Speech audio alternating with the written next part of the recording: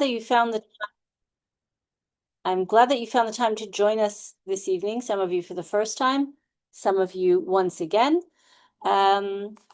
Before we begin, I would like to just share a few thoughts and to clarify what this evening's webinar is and is not going to be about. So the Talmud in Baba Batra says that prophecy was given to fools and to children.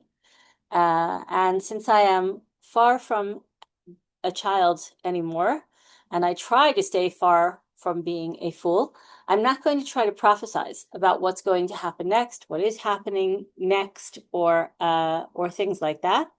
What I would like to talk about is a variety of issues that Regavim has been involved with since the outset, that are actually standing at what I would call a tipping point. I know that that's a very, very trendy term, and I don't mean to plagiarize that term, but we really are, I believe, at a moment in our national history that many, many of the issues that we have dealt with, that we have worked on for many years, are coming to a head. And this is an opportunity.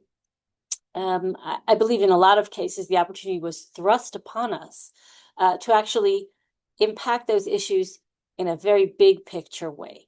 So again, I'm not going to prognosticate. I'm not going to try to predict what the government of Israel is going to do. I'm not going to I'm going to first of all try to describe the issues as we see them that are at that moment where there's sort of recent events have placed a fulcrum underneath some of these very carefully balanced issues, and we have the opportunity to move that, even a small amount that can make a massive change in the center of gravity of many of these issues. So if we are more or less all here, and I don't want to punish the people who actually did show up on time, but I'm going to share my screen. And this evening, I have a different sort of presentation for you. If only I could see it, that would be great. Here we are. This evening's slides are going to be much fewer than normal. They're going to have no bells and whistles, and they're going to have almost no pictures, or actually no pictures, more or less, because what we're going to discuss this evening aren't things that we've documented per se, or changes that we are seeing on the ground per se, but rather trying to frame the issues for all of us. So I've called this presentation Qualitative Leaps Ahead. And that could be interpreted in two ways. We are either taking leaps ahead, or there are ahead qualitative leaps, and they could, unfortunately, also be backward. So we have to look at those qualitative leaps that are possible in the very, very short term. I've tried to divide my remarks into two different areas. The first is correcting the black holes, the lacunae in existing policy and legislation that can be addressed because of the particular constellation that has been created by recent events and by the governing framework, both in Israel and in the United States and in international discourse at the moment. The second area really is expressing a vision for the future, and that, I think, is the bigger question. Where do we want those qualitative leaps that are possible right now to take us? What is the vision that we are trying to promote and that we hope that the government of Israel will adopt? So I put down here at the bottom of the screen a very brief reminder of what it is that Regavim tries to do. Hopefully, if you haven't seen previous webinars or read any of our research, you will look back or look on our YouTube channel and see previous episodes of these meetings to try to see how we do this. But again, the overall goal is to protect the most basic resource that the state of Israel or any state has, and that is our national land resources as the most basic expression of national sovereignty. And we try to do that by restoring Zionism and the Zionist vision to the primary motivating factor in Israel's policy process. So I hope that by the time we finish the few slides I've prepared for you this evening, that what seems like a slogan right now will become apparent in terms of actual nuts and bolts work. So these are some of the issues that are floating around in the air. Anyone who listens to the news, anyone who reads the newspapers, anyone who has a computer in their home and gets news pushes, these are some of the questions that must be jumping to everyone's mind right now. These are questions that, for some of them, I think we can discuss answers, and for others, we cannot. I'm not going to be able to cover all of these issues in depth, but what I would like to do is to show how they all come together and where that tipping point that I believe we're at comes into play. So, checks and balances in Israel. Some of you may have followed our earlier work on the question of judicial reform and the balance of power in Israel's governing institutions. That is a massive issue right now with the prosecution of a multi-front war at the same time as there are trials going on for the prime minister and all sorts of questions about who has the right to make appointments, under what conditions. These are things that are unclear in Israel, very unfortunately, and require clarification. And they are all coming to a head, even though we are at war, on a multi-front war. These questions have been sharpened to the point that at this time in Israel and abroad, it has become clear to everyone that this is not just an academic issue, something that can be pushed off for another time. It is real, it is now, and it impacts every single thing that is happening in Israel and around us. The question of what's happening up on the northern border right now as it impacts Israeli citizens of Israel who are Druze, and our relationship with one of our neighbors to the north. The question of leadership in the countries around us is a massive issue that Israel has limited. I apologize for all this noise.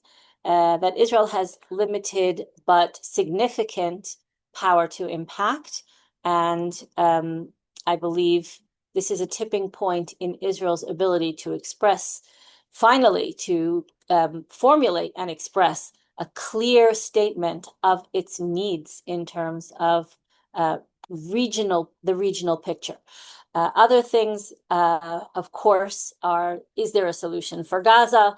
Whether or not the government of Israel has a long-term vision for solving that situation and whether or not it's feasible, how that will impact Israel's standing internationally, how that will impact Israel's security situation, and various other issues. I repeat what I started out with at the outset.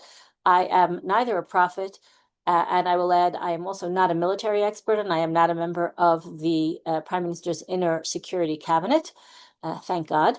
But things that normally are questions of territory and land use and Zionist policy that are theoretical have become acutely practical in the past year and a half. So we'll try to touch on some of those issues as well. Questions having to do with Israel's relationship to the world outside, the Abraham Accords and their impact on all these other questions, and Israel's relationship with the United Nations, with the European Union, things that we're seeing now that are shifting dramatically for the first time in decades. And then we have all the other questions that are impacted so heavily by the war. issues of development in the Negev and what the southern region in Israel is going to look like when the war is over, and the same for northern Israel. And that becomes more and more complicated by some of the other questions we've just touched upon. Another thing that's in the news a lot is the issue of persecution of Christian communities in the Middle East in general, and whether or not the state of Israel is persecuting Christians in the land of Israel. These are very, very important questions in the news stream right now, and I've been investing a lot of time and effort looking into it. We'll see if we can tie that in with the bigger issues as we go along. So let's dive in a little bit.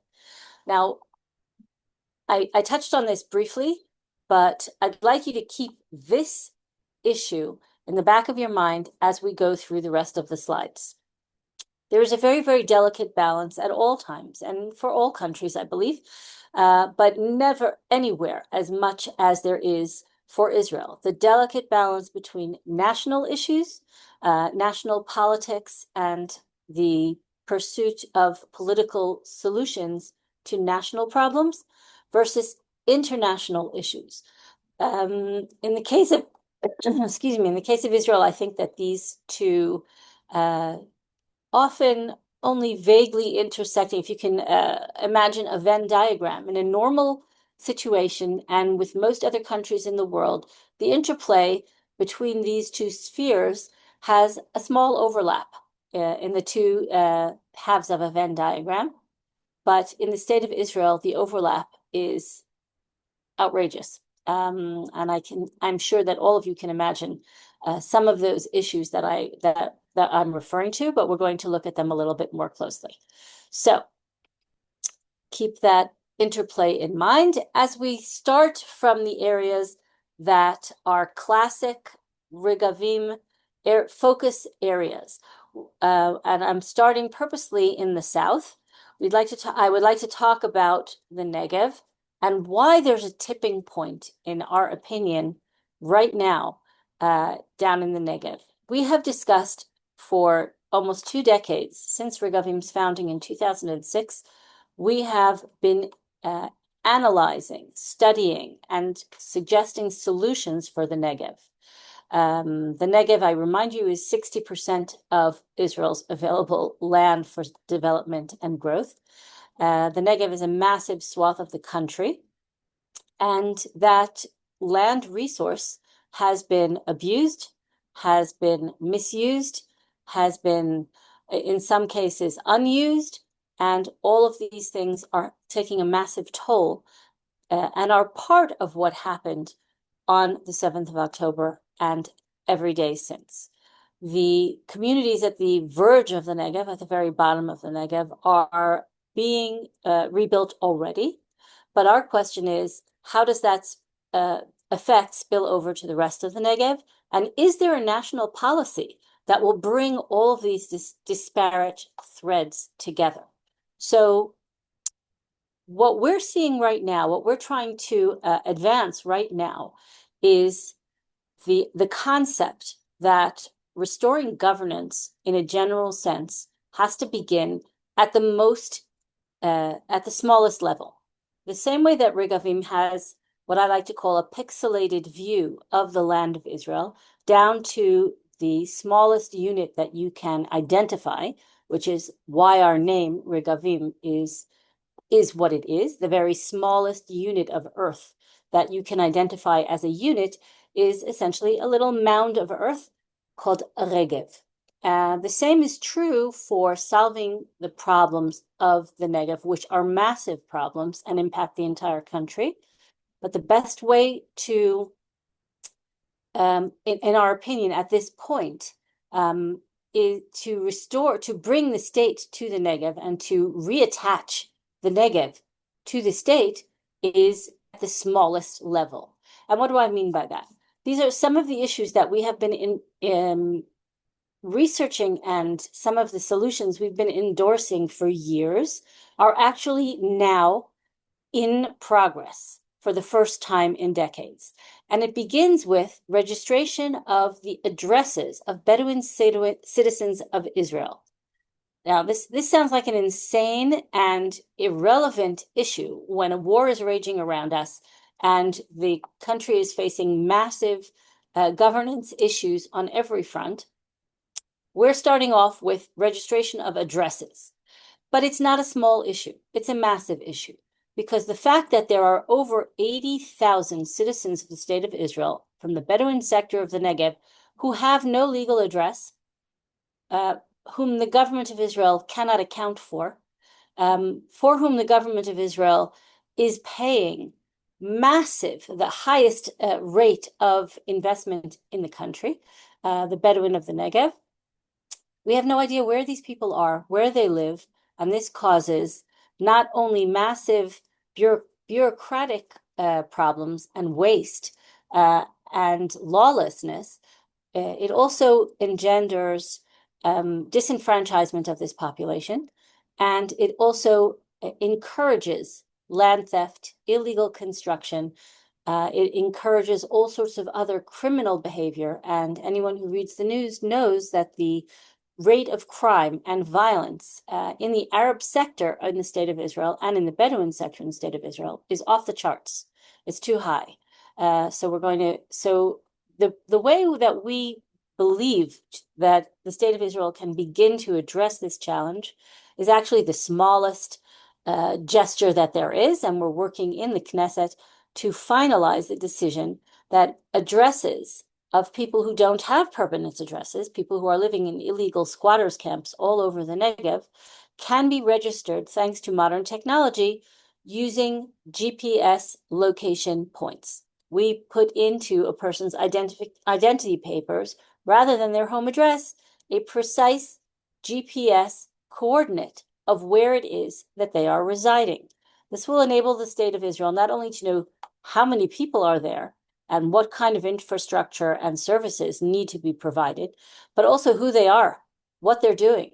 And although this sounds like a dystopian Big Brother kind of thing, the government of Israel pays very, very dearly in resources that it does not have for this complete chaos that is happening down in the Negev.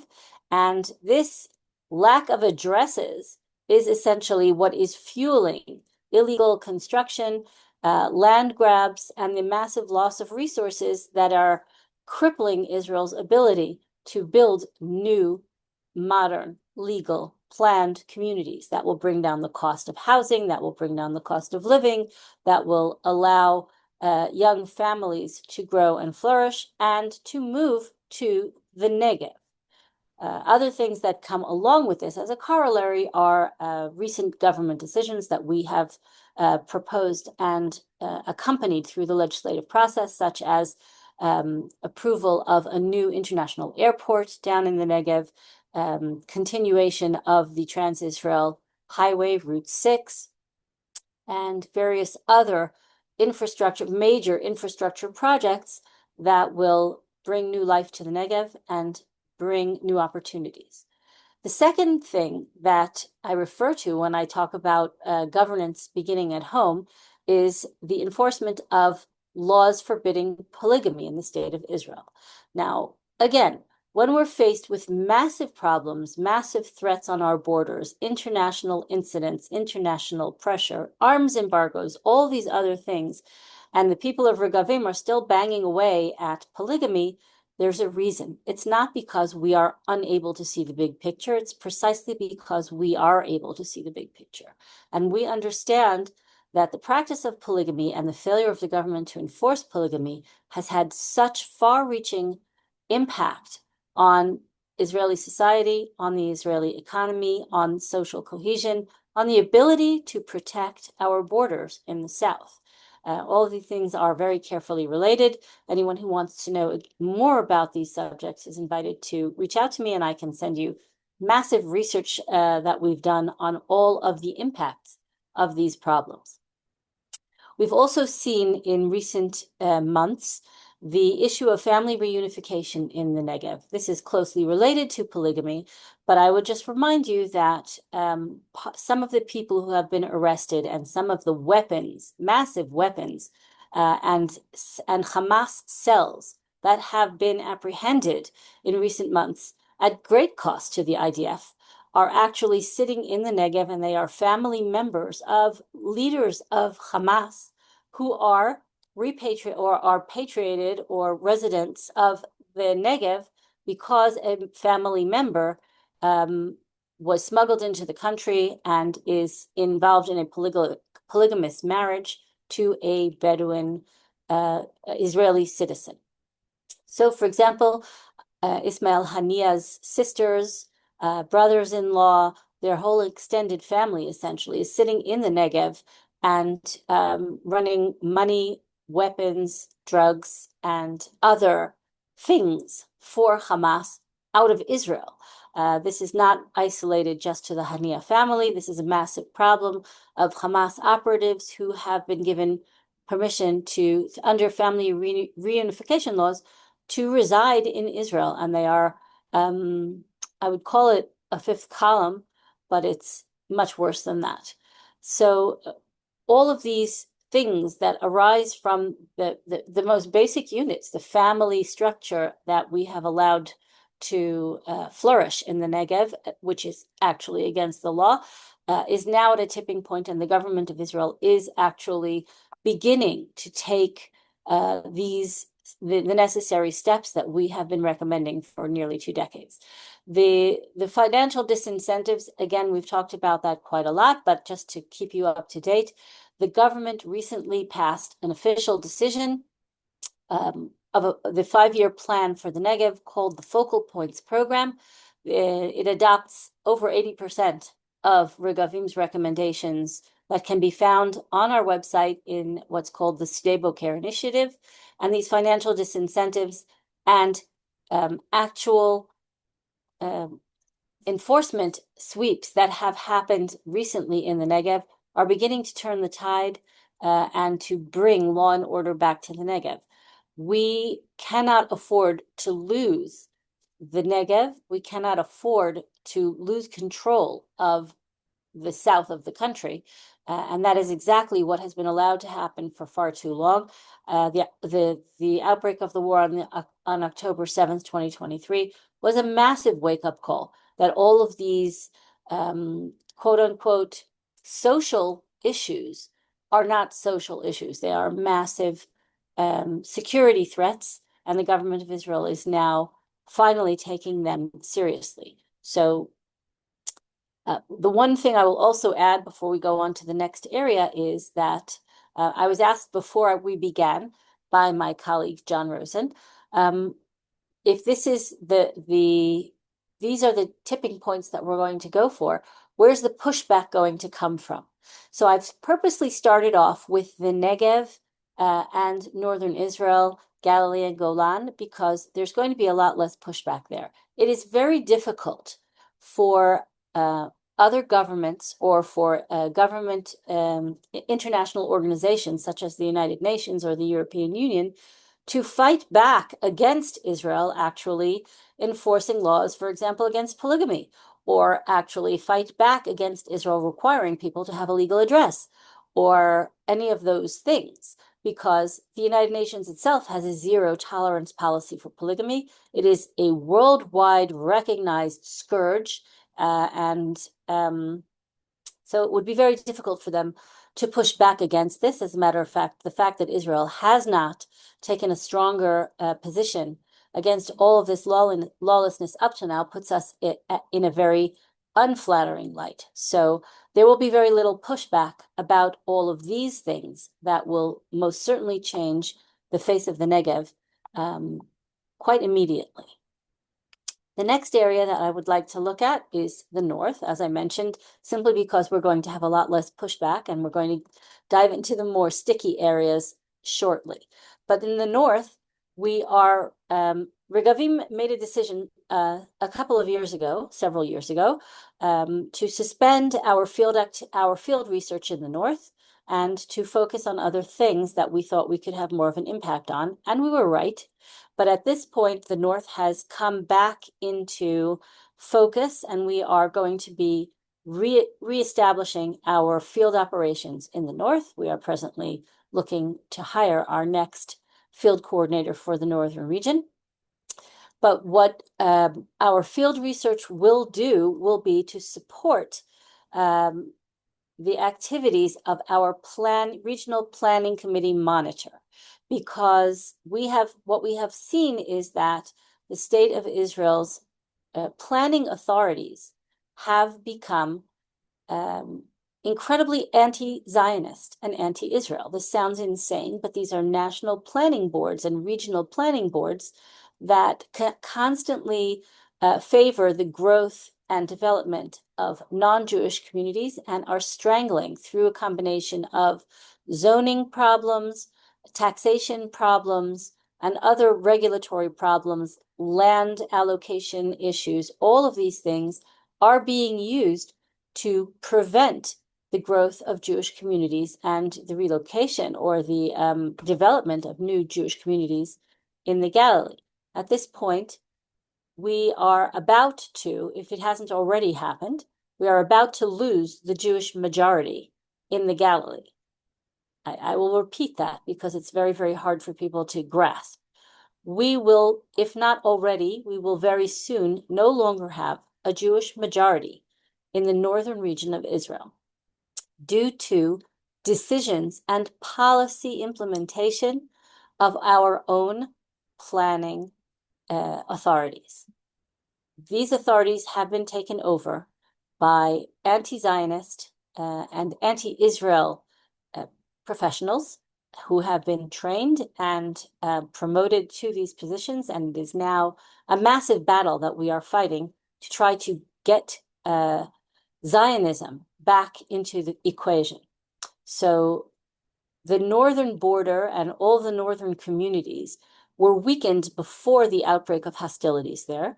The populations have aged and are and continue to age. Young families cannot move to the communities in northern Israel because of the tax structure and because of land allocation policies.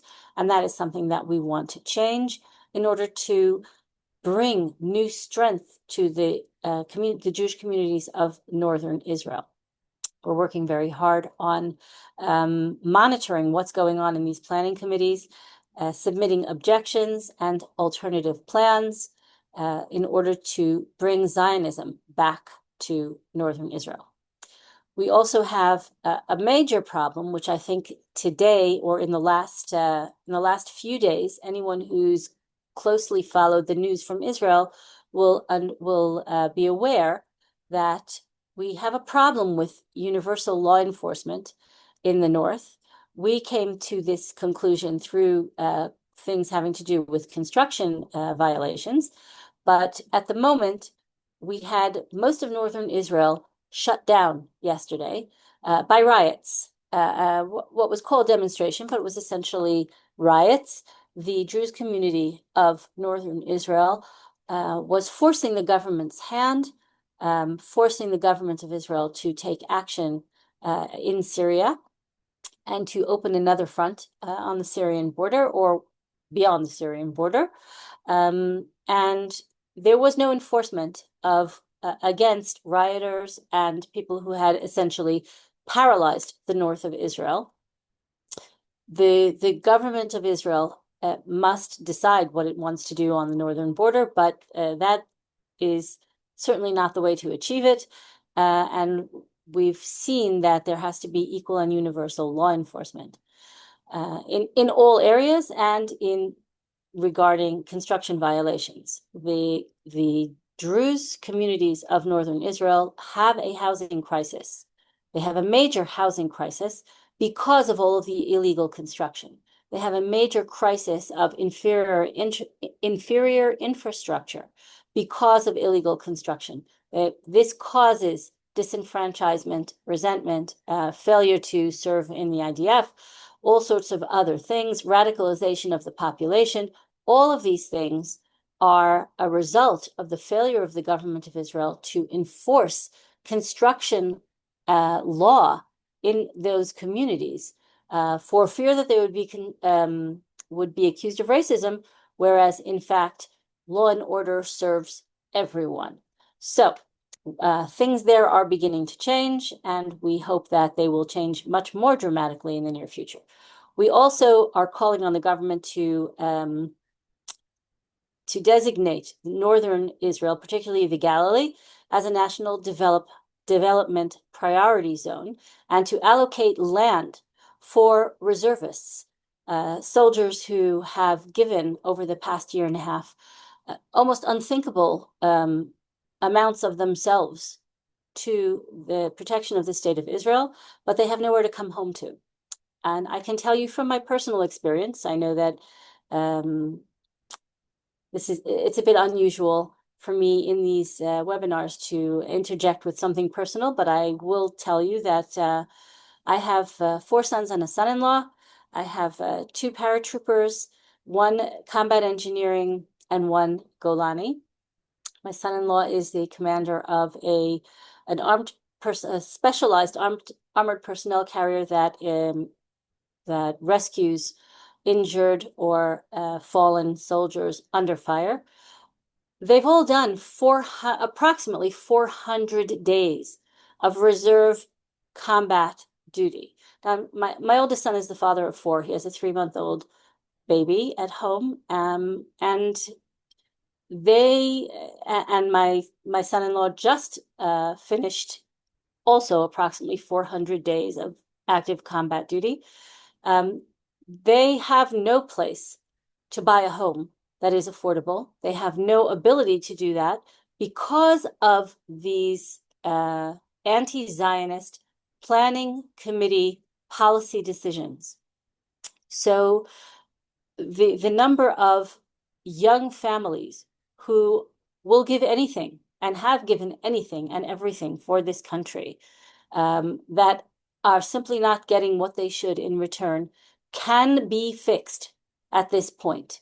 And the fix will also bring down the cost of housing across nationwide. It will bring down the cost of living. It will boost the economy, not only in the north of the country, but the entire economy.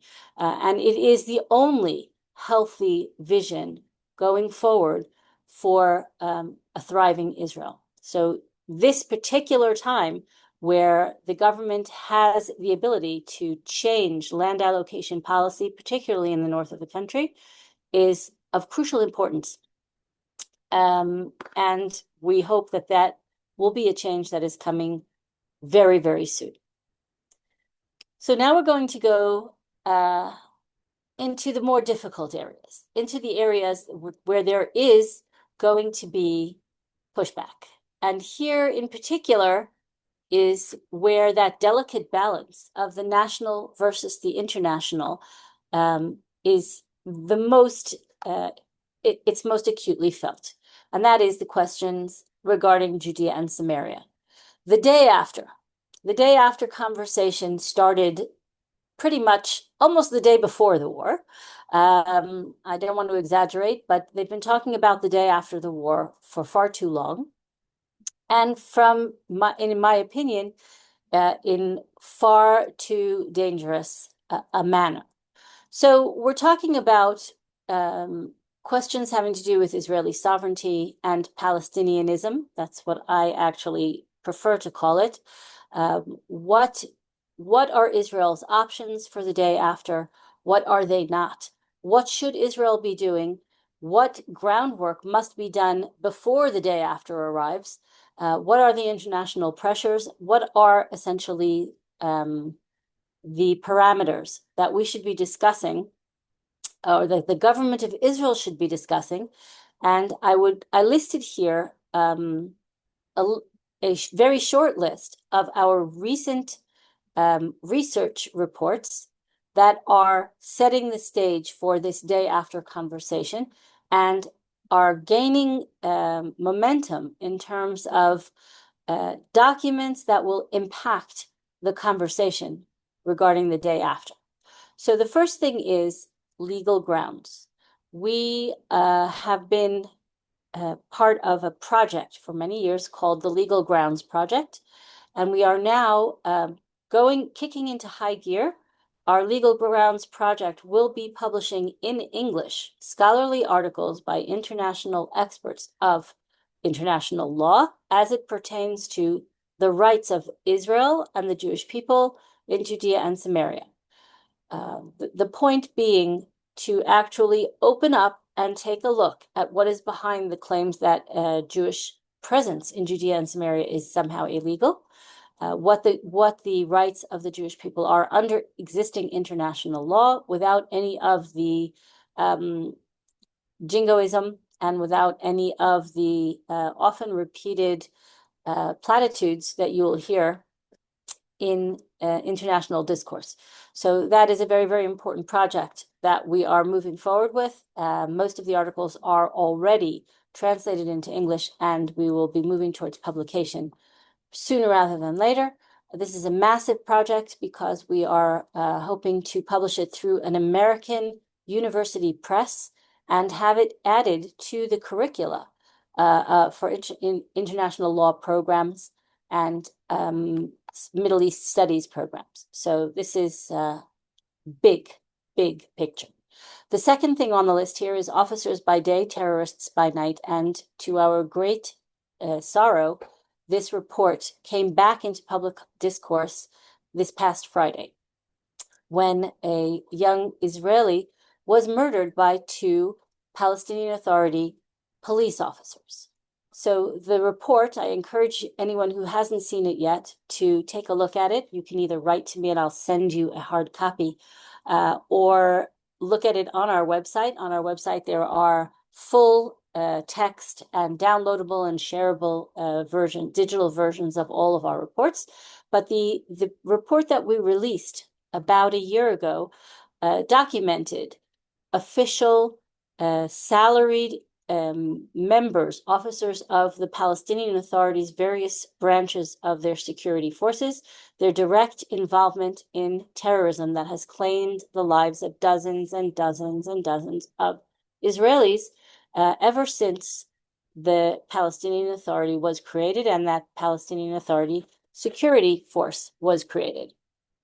I will just stress to you that the Palestinian Authority security forces are funded and trained by the United States and US taxpayers. They are continuing their training, even though they are using their expertise to kill Israelis. They are continuing their training, and their salaries continue to be paid by the United States government and other donor states.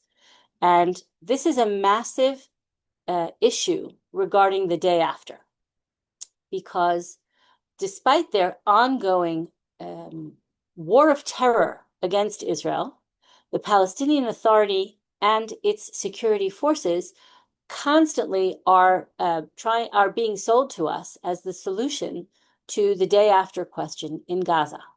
And every day, not a day goes by where you won't see some sort of self-proclaimed expert or some sort of political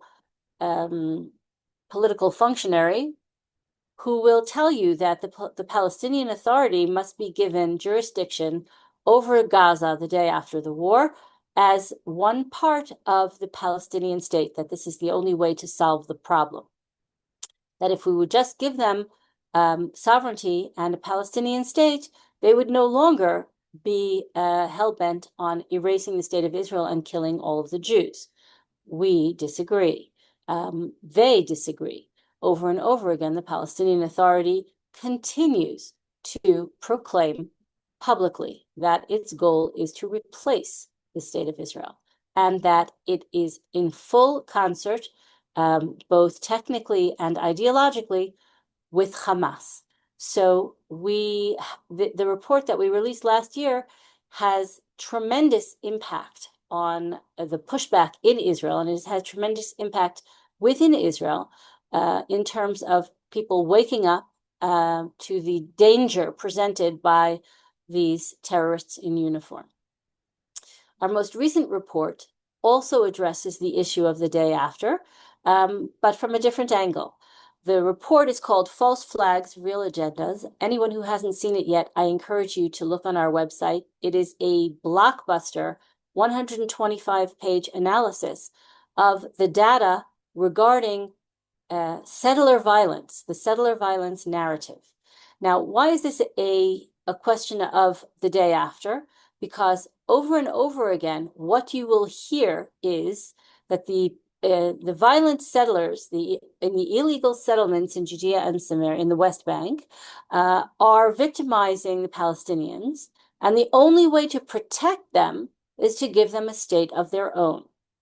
So, settler violence, the entire settler violence narrative was created in order to not only demonize and delegitimize the Jewish communities of Judea and Samaria and the IDF as by extension, but to also pave the way to a Palestinian state.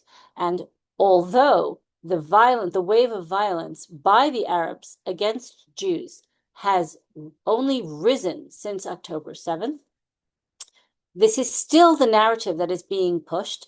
And so this report on the settler violence narrative that simply analyzes the data behind the United Nations and the American government sanctions regime and foreign governments' moves to sanction Israel or divest or to bring Israel up on charges in international tribunals. All of the data is actually analyzed, and we came to some shocking conclusions, but they have a tremendous bearing on that day after conversation. The final thing I wanted to refer to here is a huge change in Israeli policy that will give us, I think, a vision for the rest of my remarks and the way forward. And that is what happened in the Y Plantation Nature Reserve. Under the third section of the Y Agreement, of the Oslo Accords, signed at the Y River Plantation, a large chunk of land in eastern Gush Etzion was handed over to Palestinian Authority jurisdiction as a no construction zone. The Palestinian Authority immediately turned around and started building a city in there, violating both the letter and spirit of the law in the most flagrant way. We have been documenting, complaining, suing the government over this for years. And this past year, finally, the government of Israel returned to the Y Nature Reserve, has taken back jurisdiction, and is enforcing the law and preventing further decimation of this nature reserve, and trying to eventually, hopefully, restore the very delicate desert ecosystem there. But why is this important as a day after thing? It's not just that Israel is taking responsibility for protecting the environment. It's that this is the first time that the state of Israel has turned the clock back on the Oslo framework. Until now, the Oslo framework was meticulously upheld by the state of Israel and systematically violated by the Palestinian Authority. As a matter of fact, in 2009, the Palestinian Authority announced that it would no longer be constrained by the Oslo Accords, that they would no longer binding on them. But the state of Israel, for the first time this past year, officially turned the clock back on a section of the Oslo framework by reinserting itself as and its jurisdiction in this nature reserve. And we believe that this is the first step in a process that must be undertaken energetically right now by the state of Israel. This is the tipping point moment. So,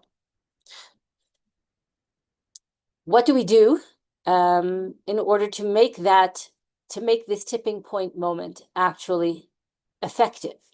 The first thing is asserting Israel's rights to self-defense, but not just self-defense. We don't want to be sitting and waiting for the next October 7th.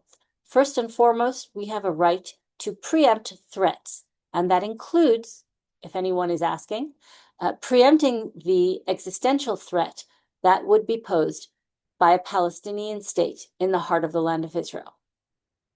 The steps toward this, asserting this right of self-defense is reversing the damage caused by the Fayyad Plan. The Fayyad Plan, again in 2009, announced the end of the Oslo framework and the beginning of an onslaught of illegal construction. There are close to 100,000 illegal structures in Judea and Samaria and in the area under Israeli jurisdiction. So reversing the damage caused by the Fayyad Plan, to which the state of Israel has never taken a proactive stance, begins now, and it has begun. We have seen that the government of Israel is now turning the tide and enforcing the law against new illegal construction. The next step is reversing the insanity of enforcing racist Jordanian laws. We are very close to legislation, to the final stage in legislation that will strike down the law prohibiting Jews from buying land in Judea and Samaria, a vestige of Jordanian racism. The next thing is reversing the Palestinian Authority's environmental and archaeological abuse. That began with the Y Nature Reserve, as I've mentioned, but it doesn't end there. We are working on extending the activity of the Israel Antiquities Authority to Judea and Samaria. Believe it or not, they're not active there. They have no authority or jurisdiction there, and that includes environmental damage, that is environmental and archaeological damage that is being purposely committed by the Palestinian Authority. And the last thing is reversing military control over civilians. In other words, abolishing the civil administration. So all of these things are already in the works. There is now what's called the Minhelet Hityashvut inside the Ministry of Defense. There is a special committee that is now changing the way things happen. So we have now 22 new points of Jewish settlement in Judea and Samaria that have been recognized by the government and are official and now fully legal. We have changes in bureaucratic processes, building permits, land and zoning issues. All of these things are slowly but surely removing the military control over the lives of Jews in Judea and Samaria. But all of this points to the same direction. It's the word that doesn't appear here that everybody is going to be asking me, so what about? So I will say the word. The word begins with an S and it ends with sovereignty. And the reason that that is not on my list here is because Regavim has traditionally not been the standard bearer for sovereignty. We have not carried that flag. There are other organizations that do, and we work very closely with them. But we certainly do salute that flag. We certainly do respect that flag. We certainly do encourage that flag. Yes, we believe that the state of Israel and the Jewish people are the sole claimants for sovereignty over that place, over that region known as the West Bank or Judea and Samaria. We believe that Israel has exclusive legal, historical, and religious claims to that region. And we believe that the government of Israel should move towards sovereignty in Judea and Samaria. Certainly, as a first step, all of those other things that we discussed on the previous slide lead to that, in that direction, and to that conclusion. So the slide that I've showed you here was simply the voting panel from a recent Knesset decision that we initiated, a Knesset vote on the Palestinian state. So the vote was condemning or rejecting, sorry, not condemning, rejecting Palestinian statehood. And you can see that rejecting Palestinian statehood were 92 members of Knesset, and those who opposed the rejection of Palestinian statehood were the 10 Arab members of Knesset. So we have pretty much wall-to-wall consensus right now, which is why we believe that this is a tipping point. This is a moment where small steps can make massive change in the future of the state of Israel. These are some of the things that I mentioned along the way that are actually already in play. They've actually already happened, and they are actually all moving toward changing, really making those the big picture next steps.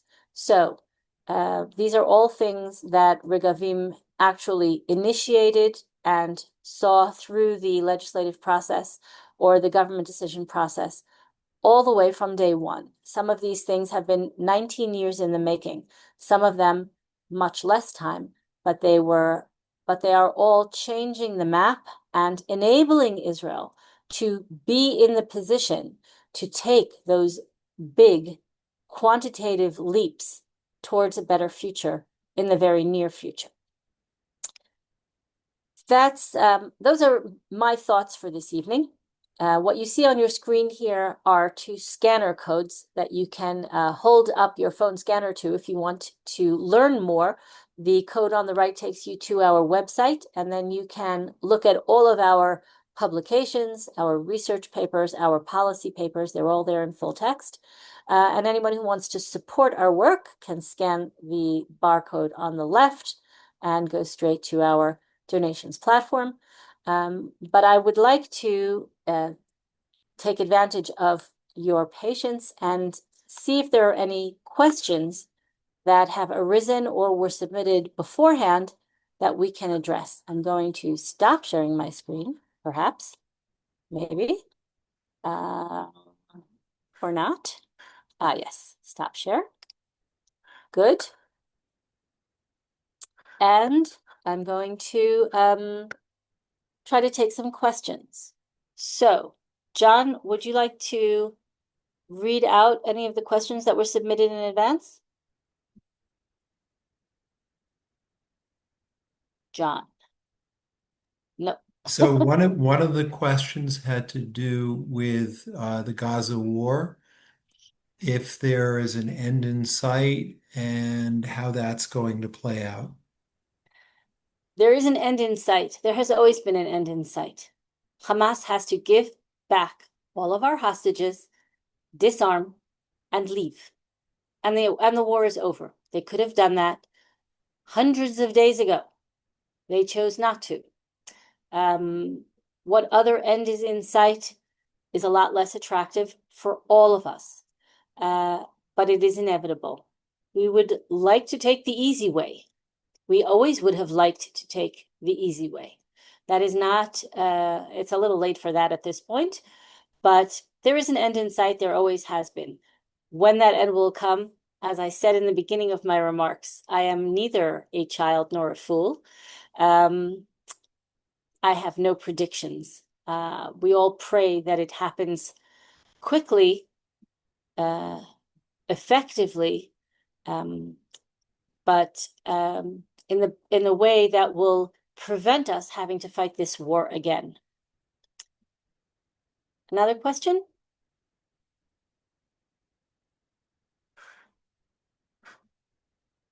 Anyone?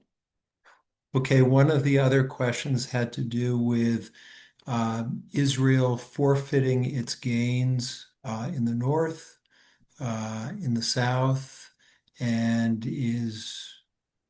how do you see that happening, playing out? Will it happen? Well, there are all different kinds of gains. Again, I'm not a military expert.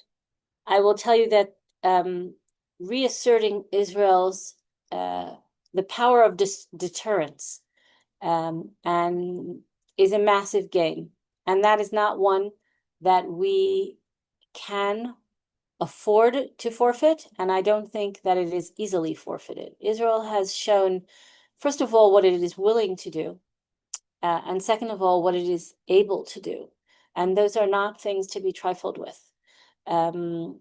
Another gain of this war was what I showed you on the second to last screen, and that is people have woken up from some of the concepts, the conceptions, the delusional conceptions that for too long pushed us toward a position of weakness and toward a position of self doubt.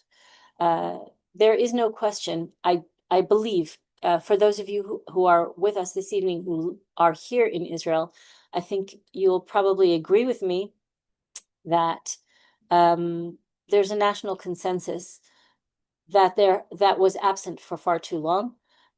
People understand that we might wish to live in fairy tale land, and we might try to convince ourselves that we live with different neighbors, but there's still a reality out there, and we are facing it as adults, as an adult nation.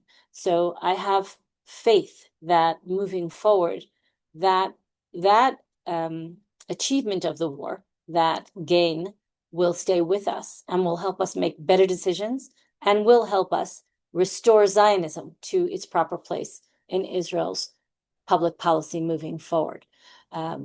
Will we have territorial gains, territorial losses? Those are all questions that are best left for military experts. I am not one.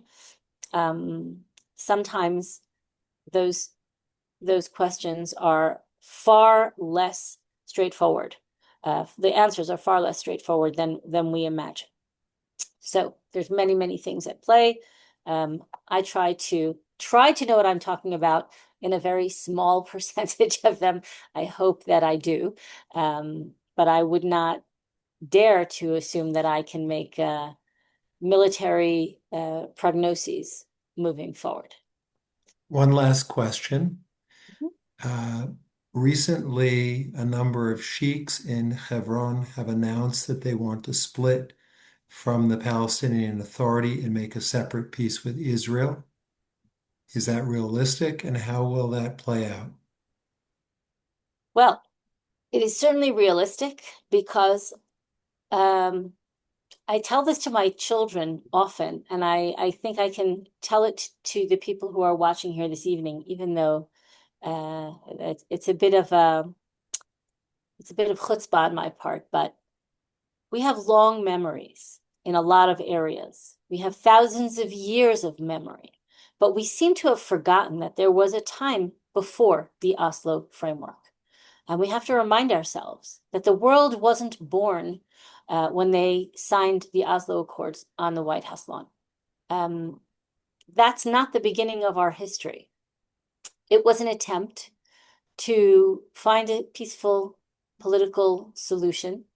It was an attempt that to many people's minds was ill-conceived, naive, um, possibly a huge mistake, but it was an attempt. That attempt has failed. We would not be here today if it had succeeded, talking about the things that we're talking about and licking the wounds that we are licking right now. So that attempt has failed, and we have to remind ourselves that there was a reality before that attempt was made. We have to go back and look at what that reality was, what drove us to make that attempt, what we can learn from that attempt, and what we must not forget from the reality that existed before that attempt. So it is realistic. Everything is realistic. It is realistic that the people who are suffering, and I will say for sure, with 100% certainty, we are all suffering on both sides of the political divide. Everyone is suffering. There are very few people who are profiting from all of this. There are people who profit always from war, from bloodshed, from hatred, but everyone else is suffering. So it is realistic that people will try, will compromise, will break free of those concepts that have brought us to this suffering and try to restore some sanity to the conversation here. Naomi, a quick question. This is Brian. Thank you very much for your comments. They're appreciated. You made a remark regarding the people in the North who are anti-Israel, but they're in power. They have control. How do they get in control when the government is right wing? How do people on the left side have this kind of control? So the national planning, I'm glad you asked that question. Uh, anyone who, by the way, our time is up. Anyone who wants to continue on, I'm here, but I understand completely people who had limited their time. So, Brian, thank you for your question.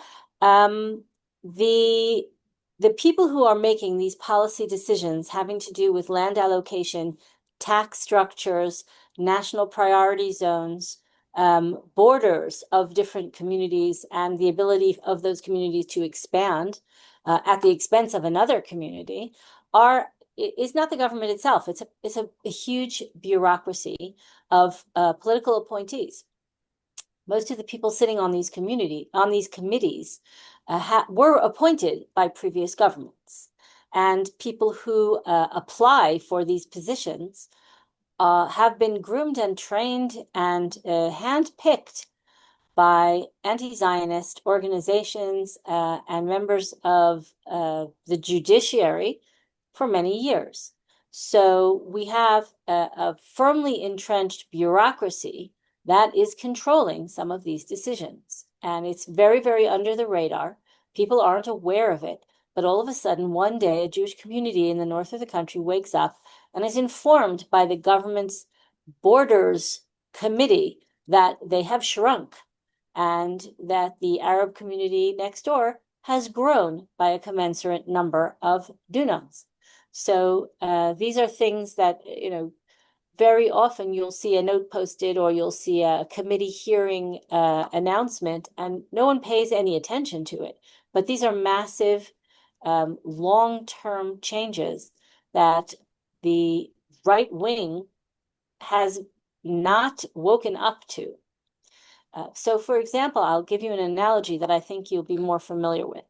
For many, many, many years, mainstream media had no voices that were anything but left. All of the mainstream media in Israel, uh, all of the journalists were trained in the same schools, served in the same places, had the same mentors, and if they didn't toe the line, they were gone. And that has changed over the years. First of all, because of technology and the ability to speak directly to audiences. And I think US President Trump is a good example of the power of being able to circumvent hostile media and the growth of alternative sources of information has completely changed the political landscape, certainly in Israel and possibly in the United States as well. I believe that that is the case. The same is true in terms of this bureaucracy, these planning commissions. For far too long, the same people from the same schools, and I can say this also about members of the Attorney General's office and other very, very powerful institutions in Israel's public life. These people all were trained in the same way. They clerked for the same judges. They got the same training and they towed the same ideological line. Otherwise, they weren't appointed. So this is a very slow, long-term sea change that is required, and it is beginning. And we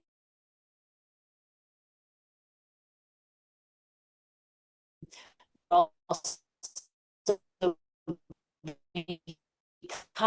now in the taxation terms of which areas get tax breaks for development and other things like that, things that we were not involved in before. Again, Regavim has simply created a community of experts, like-minded experts who are engineers, city planners, infrastructure experts, people who have former municipality leaders, mayors, governors, all sorts of people who are much more familiar with the inner workings of this bureaucracy. And we've come together, we've created a forum that will begin to monitor these boards, these planning committees, these decisions, and impact them, or at the very least, make the public aware and intervene. We have already submitted official, what do you call that? Objections. Yes, objections to planning committees in the north that would have devastated existing Jewish communities. A very unusual situation of who owns the land on which Jewish communities are sitting. So the Jewish National Fund and various other, the Israel Land Authority, have made decisions that you would call, in America, you might call them woke decisions, where you have to allow different people to, you have to allow diversity in a community, but that is just a code word for essentially allowing manner of wokeism. There are things that need to be done. There are policies that need to be changed. There's legislation that needs to be passed, and we are working very hard on all of these fronts together with new partners to address these issues that are related to our core mission of preserving Israel's land resources and providing a Zionist future on the land of Israel. I think our time is up. Anyone who has more questions, specific questions, or would like to hear any specific topics moving forward, I urge you to send me an email. I'm very, very easy to find. You can go on our website and click Contact Us, and anything that you write from our English website comes to our international department, which is me. I am it. So all the mail comes straight to me. Or you can simply send me an email at naomi@regavim.org. It's really easy. naomi@regavim.org. I hope that you will share any of our webinar videos that are up on our YouTube site with anyone you think would be interested in any of the subjects we've covered. I urge you to look at our research reports. They are important, and we invest a lot in them, and they are also having a tremendous impact on discourse in Israel and abroad. And I thank you for your time and for your continued interest. Good news, everyone. Be well. Thank you. Thank you.